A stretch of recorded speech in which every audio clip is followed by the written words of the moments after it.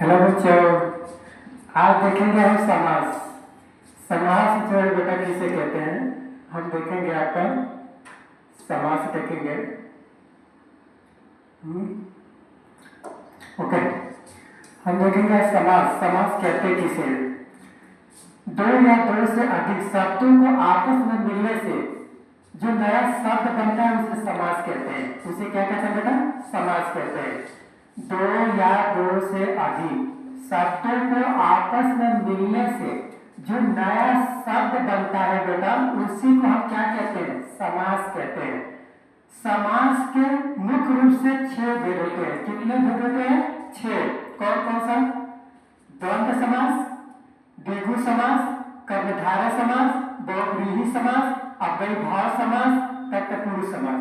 समास के कितने भेद होते हैं?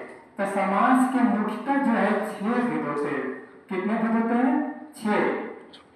ओके, आपको किताब में जो है बेटा अव्ययीभाव समास, कर्मधारय समास इस तरह से मिलेगा, लेकिन यही 6 रहेगा आपका।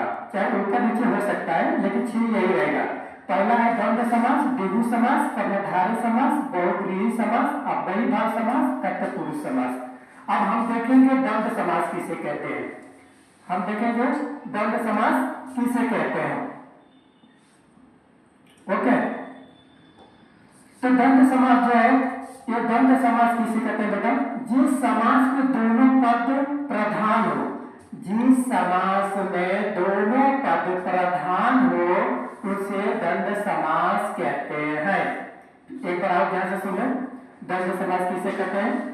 जिस समास में दोनों पद प्रधान हो उसे द्वंद्व समास कहते हैं।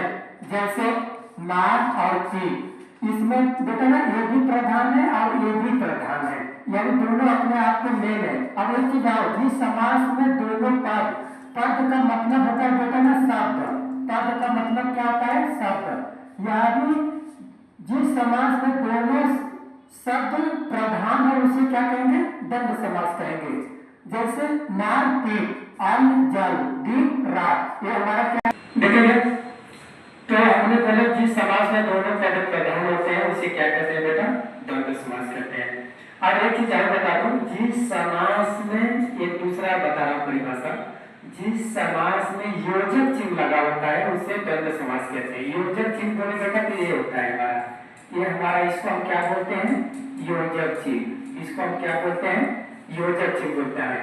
जैसे मार और बीच में जो ये है ना, ये इसको योजक चिन्ह बोला जाता है। तो जैसे हमने लिख दिया आगे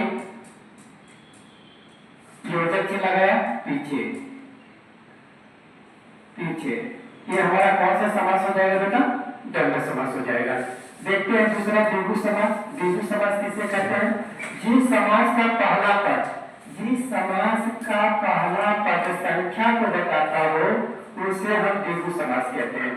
जिस समास का पहला पद संख्या को बताता हो उसे हम द्विगु समास कहते हैं।